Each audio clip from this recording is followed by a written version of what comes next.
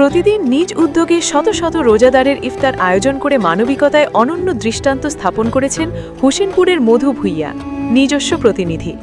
কিশোরগঞ্জের হোসেনপুরে মানবিকতার উজ্জ্বল উদাহরণ স্থাপন করে চলেছে হোসেনপুর বাজার ব্যবসায়ী মধু ভূঁইয়া।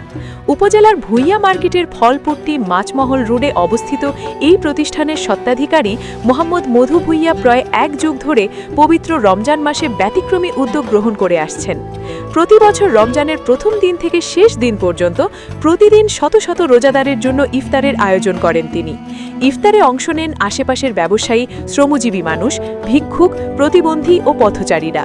ব্যস্ত ব্যবসায়িক এলাকার মাঝেই প্রতিদিন বিকেলে জমে ওঠে এমন ভ্রাতৃত্ববোধের মিলনমেলা। স্থানীয়রা জানান, দ্রব্যমূল্যের ঊর্ধ্বগতির এই সময় এমন উদ্যোগ নিঃসন্দেহে প্রশংসনীয়। শুধুমাত্র ব্যবসা নয়, সামাজিক দায়বদ্ধতার জায়গা থেকেও মধু ভূঁইয়ার এই উদ্যোগ সবার কাছে অনুকরণীয় হয়ে উঠেছে। মোহাম্মদ মধু ভূঁইয়া বলেন, সবাই আমার জন্য দোয়া করবেন।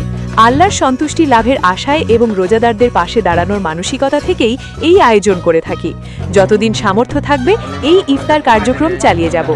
স্থানীয়রা মনে করেন, সমাজে বিত্তবান ও ব্যবসায়ীরা এগিয়ে এলে এমন উদ্যোগ আরও বিস্তৃত হবে এবং রমজানের প্রকৃত শিক্ষা, ভ্রাতৃত্ব, সহমর্মিতা ও মানবিকতা আরও সুদৃঢ় হবে। হোসেনপুরে মধু ভূঁইয়ার এই উদ্যোগ ইতিমধ্যেই এলাকায় এক ইতিবাচক দৃষ্টান্ত হিসেবে পরিচিতি পেয়েছে।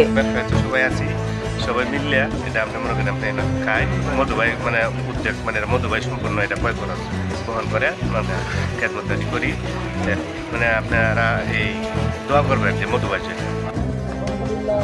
আজকে 15 রোজা, উনি প্রতিদিনই আমাদের ব্যবসায়ী যারা আছে সবাইকে প্রতিদিনই এরকমভাবে রাস্তায় ইফতারি করায়। মধুবাই আজকে অনেকদিন যাবৎ প্রত্যেক রোজার সময় আমাদেরকে এইভাবে ইফতারি করায় রাস্তায়।